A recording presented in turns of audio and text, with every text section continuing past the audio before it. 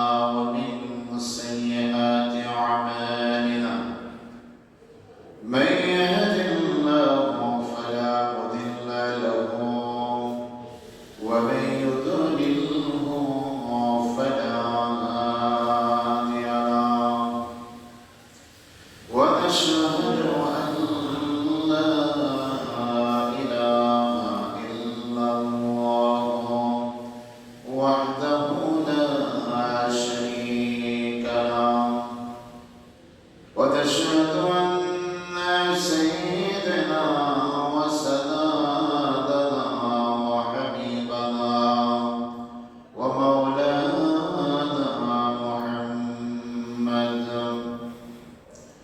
أرسله بالحق بشيرا ونذيرا وداعيا إلى الله بإذنه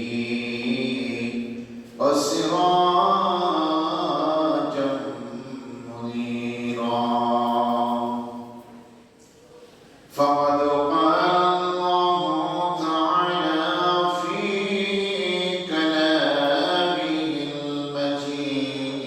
المجيد والفرقانه الحميد فأعوذ بالله من الشيطان الرجيم بسم الله الرحمن الرحيم لئن شكرتم لأزيدنكم ولئن كفرتم إن عذابي لشديد صدق الله المولانا العظيم قال رسول الله صلى الله عليه وسلم فريضة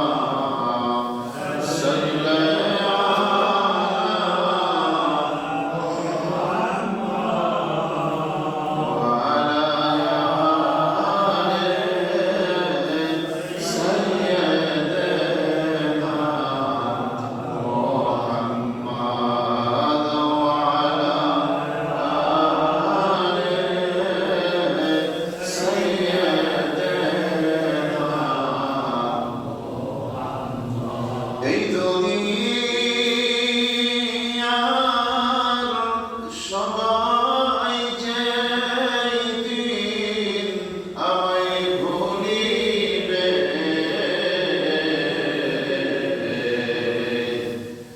অন্ধকার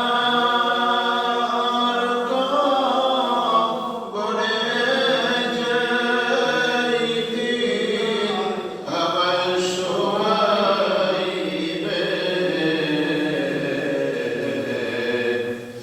সেদিন রাসূল বিহীনে কে আমারে ধরাইবে, আমার রাসূল বিহীনে কে আমারে ধরাইবে। আল্লাহুম্মা সাল্লি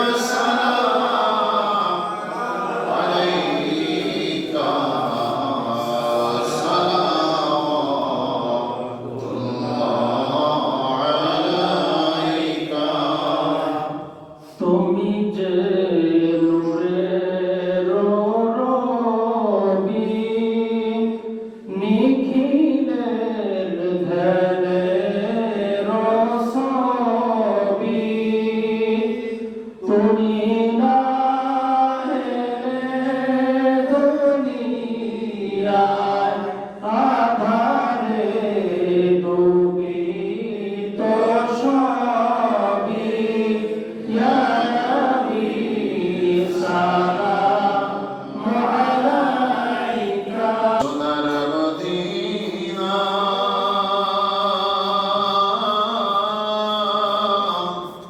ও আমার প্রাণের মদিনা, মদিনা আমার মনের বাসনা, মদিনা আমার প্রাণের যাচনা, মদিনা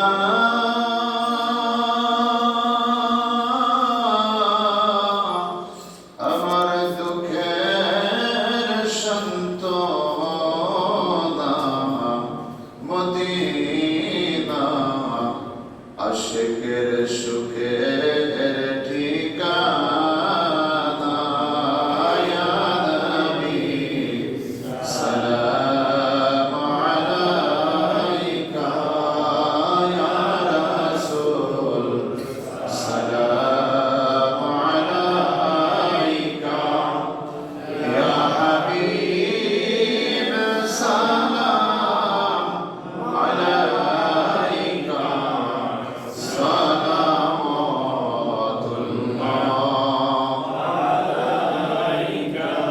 জীবনে হবে কি দিদার তোমার, ইয়া রাসূলুল্লাহ। মরণে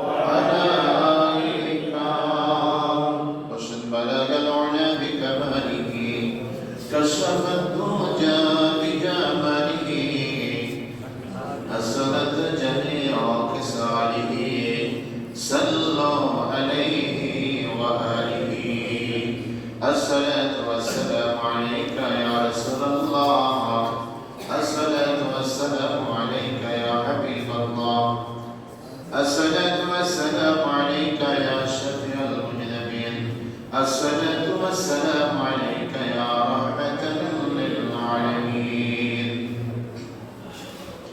সকলেই মহান রবের দরবারে কোটি কোটি শুকর আদায় করেন আলহামদুলিল্লাহ। আজ পবিত্র জুমার দিন, আমাদের জন্য হজের দিন, আমাদের জন্য কোরবানির দিন, বলেন আলহামদুলিল্লাহ। অসংখ্য নিয়ামত প্রাপ্তির দিন, অসংখ্য সওয়াব হাসিল করার দিন। আজকের এই সম্মানিত জুমার দিনে উপস্থিত সম্মানিত ওলামায়ে কেরামগণ,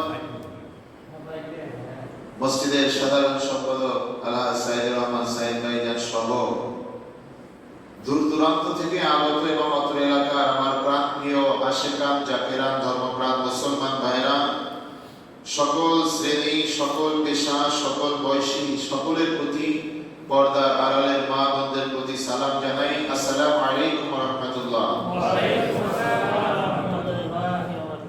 ও আপনাকে রাগ করছেন? সালাম দিলে জবাব দিতে হয়। সালাম দেওয়া কি সুন্নাত, জবাব দেওয়া ওয়াজিব। এটা সেই 5 বছর ধরে পড়াইতেছি, তাই না? সালাম দেওয়া নবীজির অন্যতম একটা সুন্নাত, নরমাল সুন্নাত না, খুব দামি সুন্নাত। কেমন সুন্নাত? দয়াল নবীজি বলেন, ইসলামের সমস্ত কাজ যেগুলো ভালো, তার মধ্যে উত্তম কাজ হলো খৈরুকুম মিন তুতিউত তুআম ওয়া আফশুস সালাম, মানুষকে মেহমানদারি করা আর বেশি বেশি সালামের প্রচলন করা। বলেন সুবহানাল্লাহ। রাহুল বুখারী, মুসলিম। এই হাদিসে কোনো ভুল নাই। মক্কায় বাইতুল্লাহ থেকে ইব্রাহিম খলিল রোডে বের হতেই হাতের ডান পাশে লেখা আছে বিশাল সাইনবোর্ড। এই সাইনবোর্ডে লেখা আছে ক্বালা রাসূলুল্লাহ সাল্লাল্লাহু আলাইহি ওয়াসাল্লাম খৈরুকুম মিন তুতিউত তুআম, রাহুল বুখারী। মানুষকে যত বেশি খাওয়ানো যাবে তত বেশি সওয়াব পাওয়া যাবে, আর বেশি বেশি সালাম দিতে হবে। তবে খাওয়ানোর দায়িত্বটা আমরা যতটা পালন করতেছি, কিন্তু সালামের কাজটা তেমন করতেছি না। যারা খাবার দিল ওদের আবার হালাল রুজি না কি? হ্যাঁ, হালাল রুজি তো অবশ্যই হতে হবে। হারাম দিয়ে কামাই করতে গেলে আসলও যাবে, নকলও যাবে। হারাম দিয়ে যদি কেউ সওয়াব চায়, সওয়াব করতে চায় বা দান করে, এতে সে দ্বিগুণ গুনাহের অধিকারী হবে। নাউজুবিল্লাহ বলেন। তো সালাম দেওয়া হলো কি সুন্নাত। বলেন সালাম দেওয়া, জবাব দেওয়া ওয়াজিব। বাসা থেকে কে কে সালাম দিয়ে আসছে?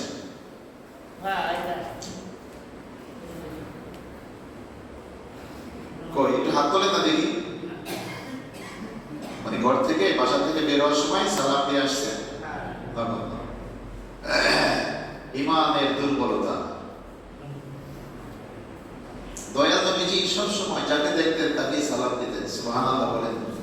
ঘরের মধ্যে প্রবেশ করার সাথে সাথে সালাম দিতেন, বের হওয়ার সময় সালাম দিতেন, ছোটদেরকে সালাম দিতেন, বড়দেরকে সালাম দিতেন, সবাইকে সবার আগে সালাম দিতেন। কারণ সালাম দিলে 90 নেকি।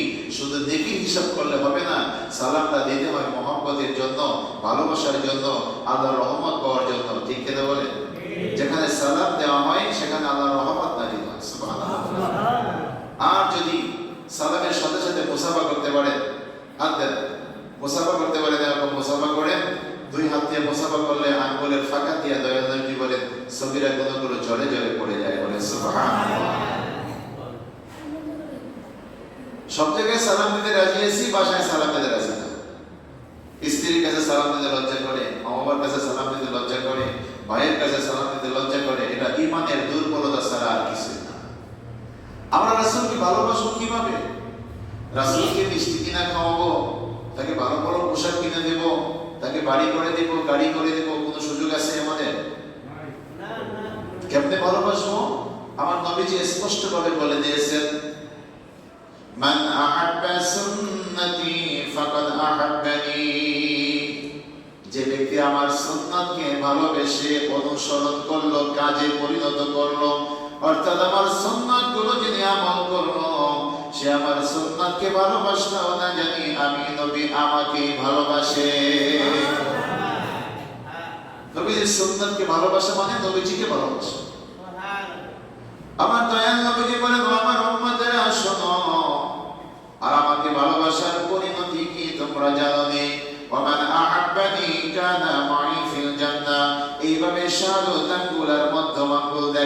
বললেন যে আমার সুন্নাতকে ভালোবাসে সে আমাকে ভালোবাসে, আর আমাকে যিনি ভালোবাসবে জান্নাতে আমার পাশাপাশি অবস্থান করবে।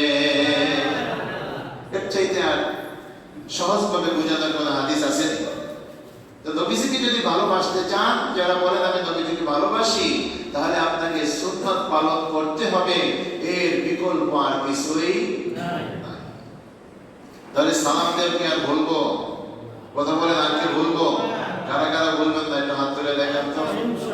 আগামী সময় কিন্তু শতভাগ হাত দেখতে চাই, যদি আল্লাহ বাসায় রাখে ইনশাআল্লাহ। আলহামদুলিল্লাহ। আল্লাহ রাব্বুল আলামিন আমাদেরকে সুস্থ রেখে, বিপদ আপদ থেকে মুক্ত রেখে, হাসপাতালে না রেখে, কবরে না নিয়ে আমাদেরকে মসজিদে পাঠিয়েছেন জুমার নামাজ আদায় করার জন্য, আজকের সওয়াব রহমত বরকত নেয়ার জন্য। এইজন্য সেই মহান রবের দরবারে আমরা মনের খুশিতে শুকর আদায় করি। একটু জোরে সোরে মহব্বতের সাথে বলেন আলহামদুলিল্লাহ। আলহামদুলিল্লাহ বললে লাভ কি? আমার ওস্তাদ মুফতি সাহেব অনেক ওয়াজ করছেন যে আলহামদুলিল্লাহ অনেক লাভ, তাই না? আমি আজকে বিজ্ঞানের দৃষ্টিতে, চিকিৎসা বিজ্ঞানের দৃষ্টিতে একটা লাভের কথা বলবো, যেটা অত্যন্ত গুরুত্বপূর্ণ, যদি আল্লাহ তাআলা আমাকে দয়া করেন। আমার প্রিয় ভাইরা, জুমার দিন সময় থাকে কম, তাই বেশি কথা বলা যায় না। দুইটা বিষয় আপনাদেরকে আজকে কথা বলার জন্য নিয়াত করেছি, যদি আল্লাহ তাআলা দয়া করেন। এক নম্বর হলো এই শুকর আদায় করলে আল্লাহ তাআলা বলেন লা ইন শাকারতুম লা আযীদান্নাকুম ওয়া লা ইন কাফারতুম ইন্না আযাবি লাশাদীদ। সূরা ইব্রাহিম আয়াত নাম্বার 7। আল্লাহ তাআলা বলেন যারা আমার নিয়ামত পাওয়ার পরে শুকর আদায় করবে, আমি আল্লাহ তাআলা তাদের নিয়ামত বাড়ায় দিব। আল্লাহ রাব্বুল আলামিনের কোরআনুল কারীমে যত আয়াত আছে 114টা সূরা আল্লাহ তাআলা নাযিল করেছেন। তিনি প্রথমেই বলে দিয়েছেন লা রাইবা ফি, ভুল খোঁজা তো দূরের কথা, সন্দেহের লেশ মাত্র এই কিতাবের মধ্যে নাই। সুবহানাল্লাহ। আমার দয়ার নবী তাই বলেছেন ফরিদাতুল কুরআন আলা কুল্লি মুসলিমিন ওয়াল মুসলিমাত। এই কুরআনুল কারীম তেলাওয়াত করা নয়, শুধু এই কুরআনুল কারীম তেলাওয়াত করলে হবে না, এই কুরআনুল কারীম পড়তে হবে তোমার নিজের ভাষায়, নিজের মায়ের ভাষায় তোমাকে জানতে হবে আমি আল্লাহ তাআলা এই কুরআনুল কারীমে কি নাজিল করেছি, তোমাকে কি উপদেশ দিয়েছি আর কি নিষেধ করেছি, এই কোরআনে সেটা লেখা আছে। এটা তোমাদের প্রত্যেকের জন্য পড়া আমি আল্লাহ ফরজ করে দিয়েছি। কুরআনুল কারীম যদি আমরা পড়তে পারতাম, আমাদের দুনিয়ার মধ্যে কোনো দুর্নীতি থাকতো না। ঠিক কিনা বলেন? আপনি যদি জানেন যে আপনাকে দুর্নীতি করলে আপনার দুনিয়ার মধ্যে আপনার বদনাম হবে, কবরের মধ্যে আযাব হবে, হাসরের মধ্যে জাহান্নামে যেতে হবে, আপনি করতেন না? কি বলেন? করতেন না। কিন্তু না জানার কারণে আমাদের দুনিয়ার মধ্যে গুনাহ বেশি হয়, ঠিক না ঠিক? আর যারা জানে তাদের পিছনে বড় বড় শয়তান লাগায় দেয়। যার মধ্যে যত বেশি ইলম আছে তার পিছনে তত বড় টেকনিক প্রাপ্ত শয়তান লাগে আছে। তার চেষ্টা হলো কিভাবে এই ব্যক্তিকে গোমরাহ বানানো যায়, কিভাবে আল্লাহর ইবাদত থেকে পিছনে সরানো যায়, ইবাদত থেকে গাফেল করা যায়। নাউজুবিল্লাহ বলেন। একটা ঘটনা বলি, বুঝতে পারবেন। ঘটনাটা হলো এক ব্যক্তি 5 ওয়াক্ত নামাজ জামাতের সাথে পড়ে, 5 ওয়াক্ত নামাজ জামাতের সাথে পড়ে। এখন ফজরের সময় বৃষ্টি পড়ে, তো গ্রাম অঞ্চলে তো রাস্তা পাকা না, কাঁচা রাস্তা, মাটির রাস্তা, পিছল হয়ে গেছে, মানে হাঁটতে গেলে অনেকেই স্লিপ খেয়ে পড়ে যায়। তো ওই ব্যক্তি মানে বয়স্ক লোক, মোটামুটি 50-60 বছর বয়স হবে, বার্ধক্যের দিকে চলে যাইতেছে। তো নামাজে যখন রওনা দিছে, স্লিপ খেয়ে রাস্তার মধ্যে পড়ে গেছে। আবার বাসায় গেছে।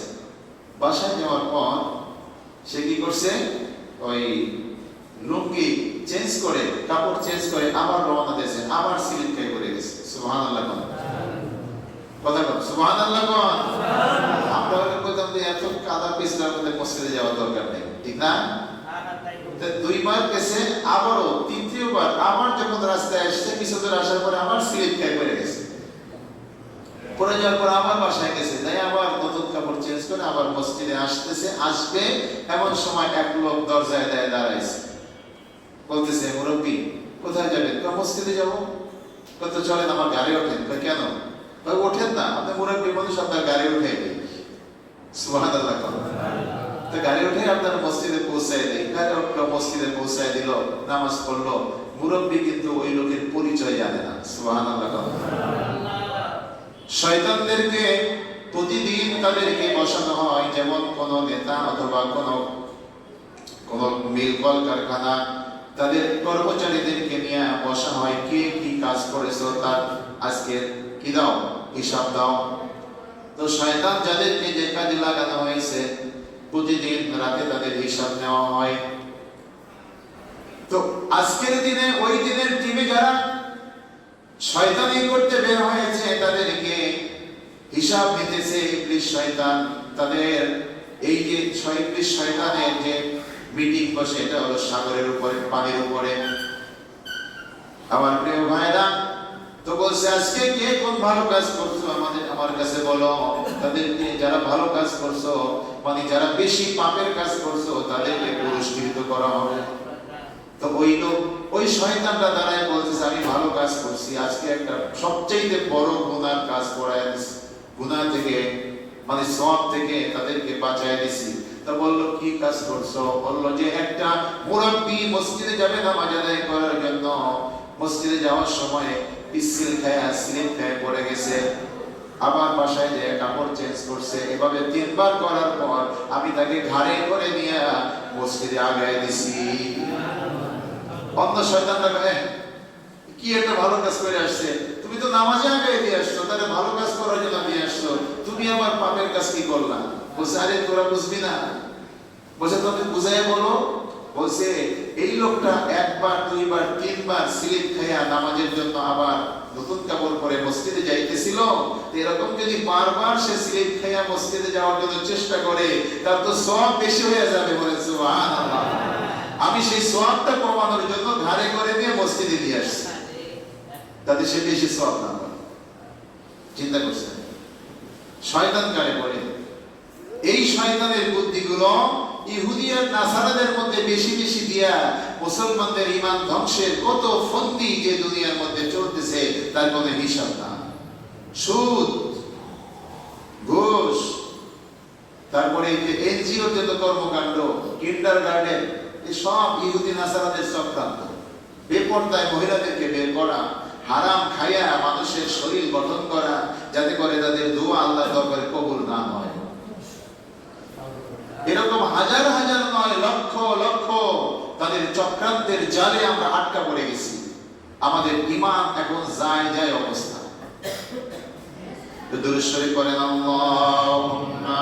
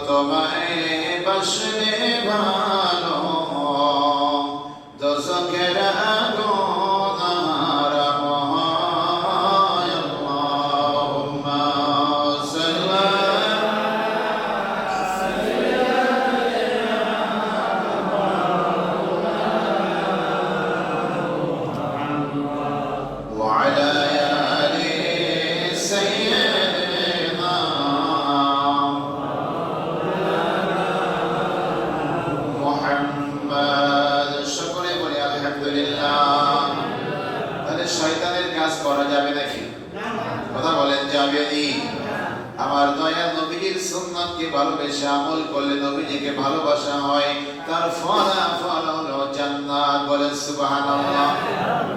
প্রিয় ভাইরা আমার, তাই আমাদেরকে সতর্ক থাকতে হবে। দুনিয়া দুনিয়ার হাজারো হাজার নয় কোটি কোটি ষড়যন্ত্র দিয়া শয়তান আমাদেরকে জাহান্নামের দিকে নিয়ে যাইতেছে, আমরা বুঝি না। অনেকেই বলে হুজুর অল্প একটু ছোট পাপ করলে কি হয়, কত মানুষ কত কিছু করে। আমার আল্লাহ বলেন ফামান ইয়ামাল মিসকালা যাররাতিন খায়রান ইয়ারা ওয়া মান ইয়ামাল মিসকালা যাররাতিন শাররান ইয়ারা। তুমি যদি বান্দা যারা পরিমাণ ভালো কাজ করো, আমি আল্লাহ সেটা হিসাব করে রাখবো।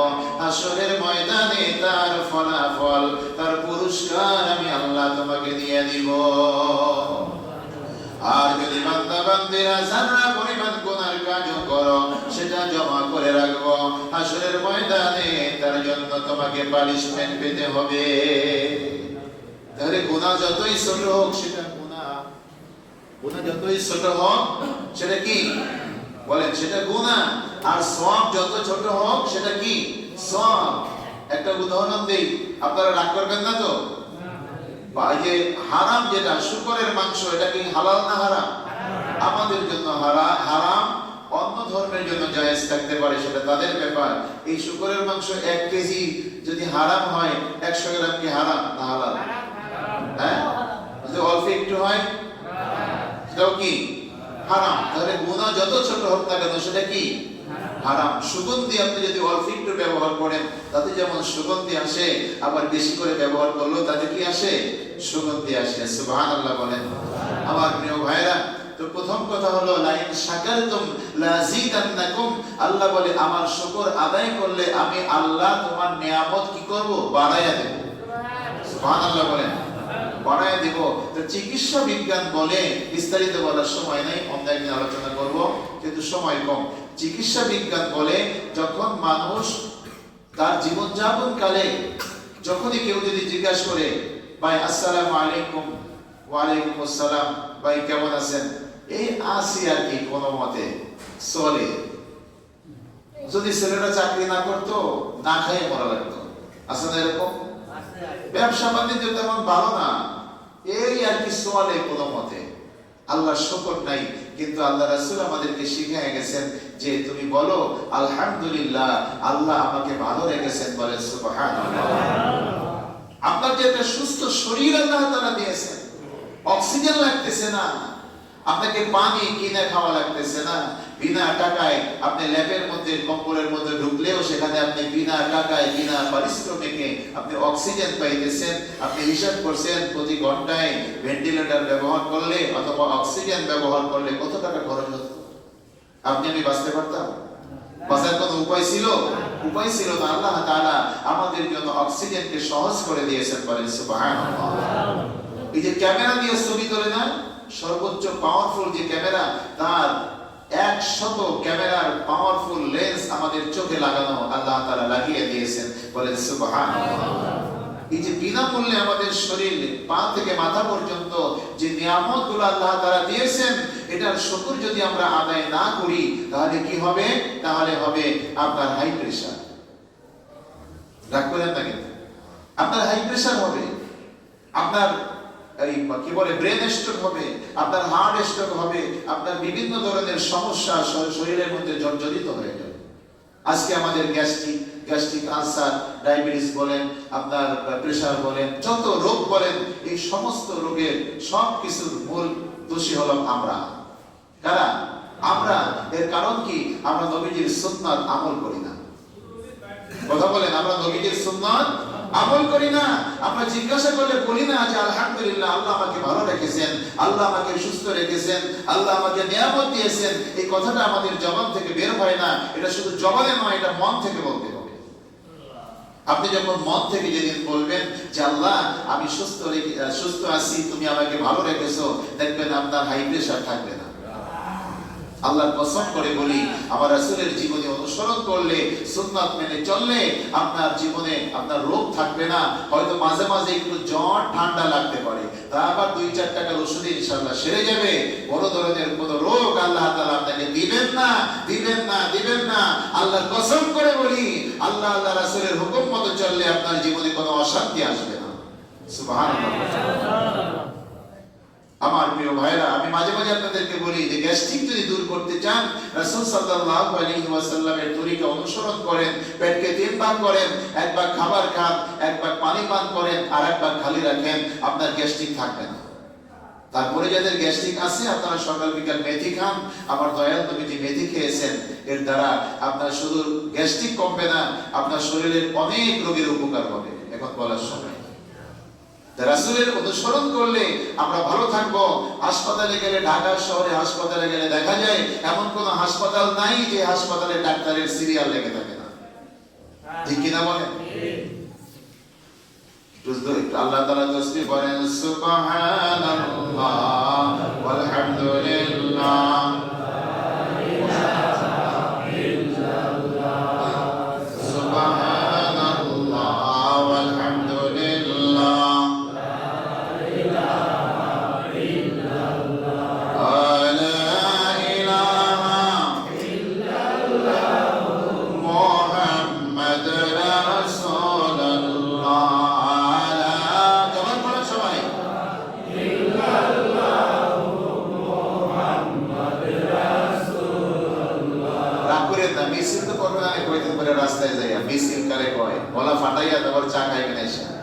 আর জিকির করতে গেলে তখন গলা থেকে বের হয় না।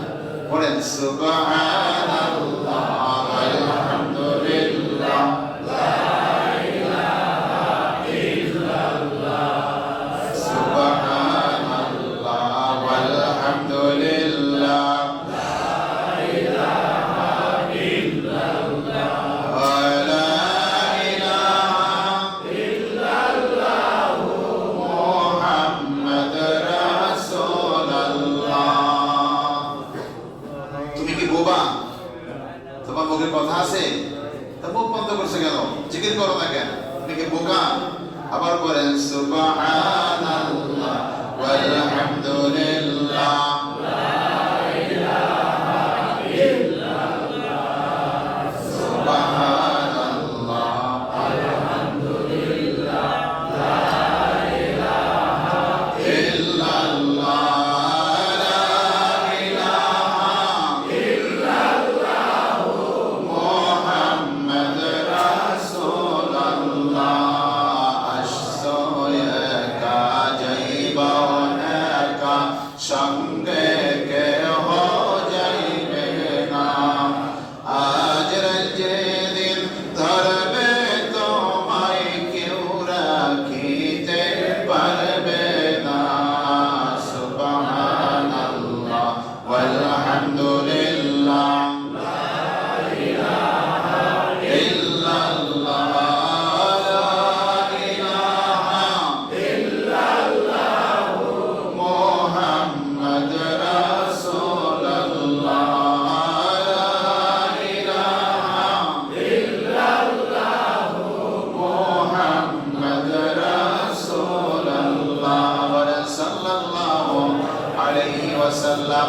হযরত মূসা আলাইহি ওয়াসাল্লাম বলতেছে, আল্লাহ তুমি আমার এমন একটা জিকির শিখায়া দাও যাতে তোমার কথা বেশি বেশি স্মরণ হয়, যার মূল্য অনেক বেশি।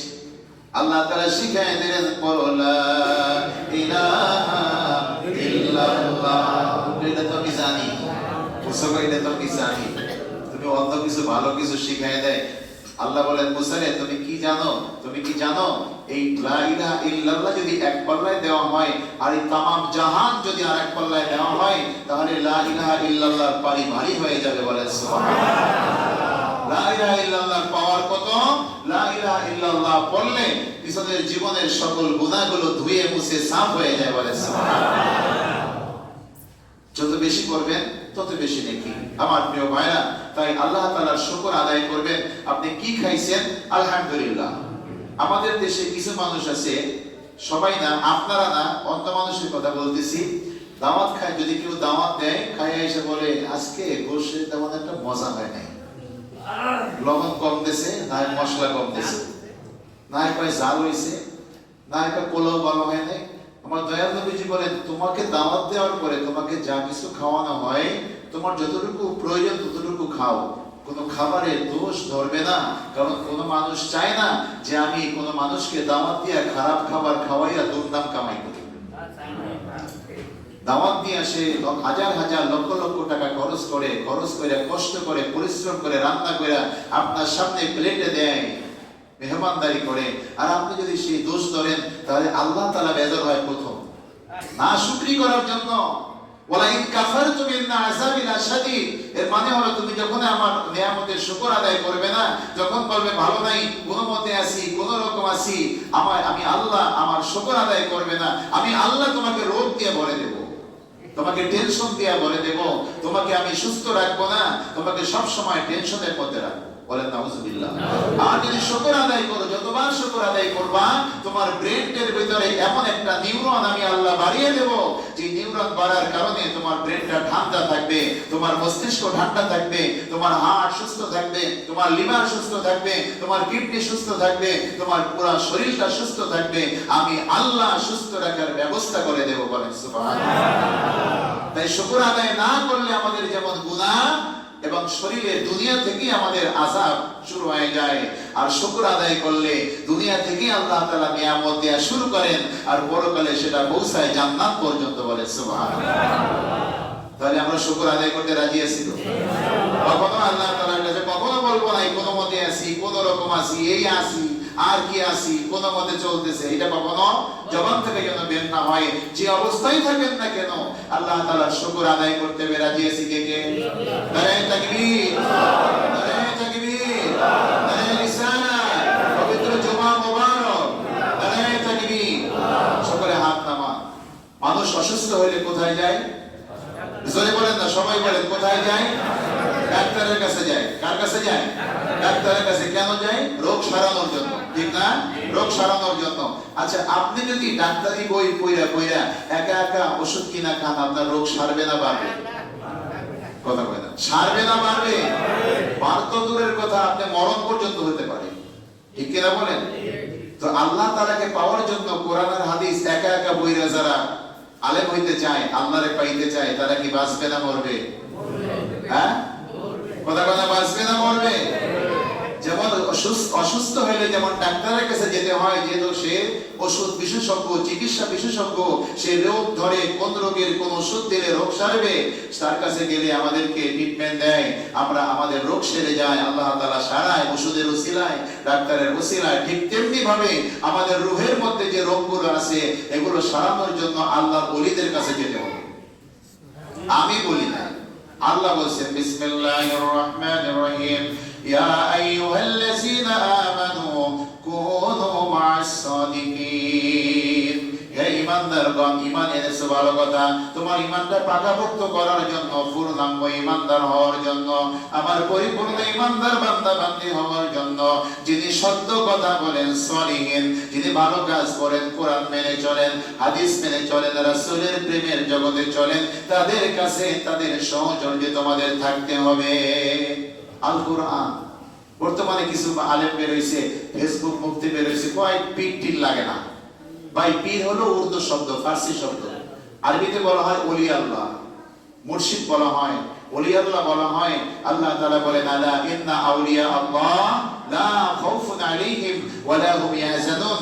যারা আমার বন্ধু হয়ে যায়, বন্ধুতে পরিণত হয়ে যায়, ওলি আল্লাহ মানে আল্লাহর বন্ধু হয়ে যায়, লা খাউফুন আলাইহিম, তাদের কোনো ভয় থাকবে না যে আমি পুলসিরাতের কোলে কাইটা নিচে পড়ে যাব, সূর্য আমার মাথার উপরে থাকবে, কবরে আযাব হবে, এই সমস্ত টেনশন তাদের থাকবে না। লা খাউফুন আলাইহিম ওয়া লা হুম ইয়াহজানুন, তাদের কোনো ভয়ও থাকবে না, টেনশনও থাকবে না। বলেন সুবহানাল্লাহ। তাদের কাছে গেলে আপনি আল্লাহ, আল্লাহ রাসূলকে পেতে পারেন। একা একা তাফসীর পড়ে, হাদিস পড়ে কোশ্চিন কালেও আল্লাহকে পাওয়া যাবে না, তবে একজনকে পাওয়া যাইতে পারে, সেটা হলো শয়তান। সেটা কে? শয়তান। এই ঘটনা বলার সময় নাই। আমার প্রিয় ভাইরা, জমানার একজন কামেল ওলি, আমার মুর্শিদ খাজা বাবা ফরিদপুরি, তার বিশ্বজাকের মঞ্জিলে আগামী জানুয়ারি 10, 11, 12, 13 4 দিন, শনি রবি সোম মঙ্গলবার মহাপবিত্র বিশ্ব উরুস শরীফ, সেখানে আপনাদের সবাইকে দাওয়াত দেওয়া হইল। আপনারা সবাই যাবেন, আর এখানে জাকের ভাই যারা আছে তাদের সাথে যোগাযোগ করবেন। আর কৃষি দরবারে কোনো শিরকি করা হয় না, কোনো বিদআত করা হয় না। আর যারা গেছে তারা জানে, আর যারা যায় না তারা পিছনে বসে গীবত করে। আমার মুর্শিদ কেবলাজান জীবনে কোনোদিন কারো গীবত করে নাই। আর কেবলাজান বলতেন, বাবা যতক্ষণ মানুষের গীবত করবেন ততক্ষণ আল্লাহর নাম জপেন, কাজে লাগবে। সুবহানাল্লাহ। তাই আল্লাহর ওলিদের কাছে, ওলিদের সাথে শত্রুতা করা যাবে না। আল্লাহর ওলিদের সহযোগিতা থাকলে আল্লাহ তাআলাকে পাওয়া যাবে। বলে সুবহানাল্লাহ। এর বিকল্প আর কিছু নাই। আপনি যেখানে মুরিদ হইছেন সেই পীর যদি কামেল হয় কোনো অসুবিধা নাই, যদি কামেল না হয় তাহলে আপনাকে কামেল পীরের কাছে যেতে হবে। আমার মুর্শিদ কেবলাজান বলছেন, বাবা ডাক্তারের কাছে যেমন রোগী যায়, রোগী গেলে যে চিকিৎসা নেয়, সুস্থ না হইলে আরেক ডাক্তারের কাছে যায়, যায় না? তো আপনারা আমার কাছে আসছেন আল্লাহ আল্লাহ রাসূলকে পাওয়ার জন্য। যদি আমার এই ফরজ ওয়াজিব সুন্নাত এই নফল ইবাদত এরপরেও যদি আমি যা আপনাদেরকে শিখাই দেই, এরপরে যদি আপনি আল্লাহ আল্লাহ রাসূলকে না পান তাহলে অন্য পীরের কাছে যান, আমার কোনো অসুবিধা নেই। সুবহানাল্লাহ। বলে নাই যে আমার কথাই শুনতে হবে, বলছে নাকি? সে বলছে, বাবা আমার দরবারে সমস্ত মানুষ আসবে, বিধর্মীরা আসবে, সব ধর্মের মানুষ আসবে, এসে দেখবে আল্লাহ রাসূলের তরিকা দেখবে। যদি দেখে তার ভালো লাগে, তাকে আল্লাহ তাআলা হেদায়েত করে, তাহলে সে হেদায়েত হয়ে যাবে। আর যদি তার ভাগ্যে হেদায়েত না থাকে, সে কোশ্চিন কালো হেদায়েত হবে না। জোর করে কাউকে মুসলমান বানানো যায়? জোর করে নামাজি বানানো যায়? আপনারা যদি মসজিদে না আসতেন, আল্লাহকে পুলিশ দিয়ে ধরায় নিয়ে আসতো? আপনারা ভাগ্যবান, আল্লাহ তাআলা আপনাদেরকে দয়া করে পাঠিয়েছেন। বলেন আলহামদুলিল্লাহ। তাই আল্লাহর ওলিদের বিরোধিতা কখনোই করব না। এদেশে ইসলাম এনেছে আল্লাহর ওলিরা। তখন কোনো মাদ্রাসা ছিল না, ভার্সিটি ছিল না, কোনো কিছুই ছিল না। ওলিদের কোনো সার্টিফিকেট, মুফতি, মুহাদ্দিস, মুফাসসির কোনো সার্টিফিকেট ছিল না। তাদের একটা সার্টিফিকেট ছিল, সেটা হচ্ছে তারা আল্লাহর হুকুম পালন করতেন আর রাসূলের প্রেমের কথা বলতেন। বলেন সুবহানাল্লাহ। তাহলে আমরা কখনোই ওলিদের বিরোধিতা করব না। আল্লাহর ওলি ছাড়া আল্লাহ তাআলাকে আপনি পাইবেন না। লিখে রাখেন, হাসরের ময়দানে দেখা হবে ইনশাআল্লাহ। আল্লাহ তাআলা যেন আমাদের সবাইকে দয়া করেন, ক্ষমা করে দেন। বলেন আমিন। বলেন আস্তাগফিরুল্লাহ রাব্বি মিন কুল্লি যামবি ওয়া আতুবু ইলাইহি লা হাওলা ওয়ালা কুওয়াতা ইল্লা বিল্লাহিল আলিয়্যিল আযীম। আল্লাহ তাআলা যেন সবাইকে ক্ষমা করেন। বলেন আমিন। ওয়া মা তাওফীক ইল্লা বিল্লাহ, আলাইহি তাওয়াক্কালতু ওয়া ইলাইহি উনীব। আসসালামু আলাইকুম ওয়া রাহমাতুল্লাহ।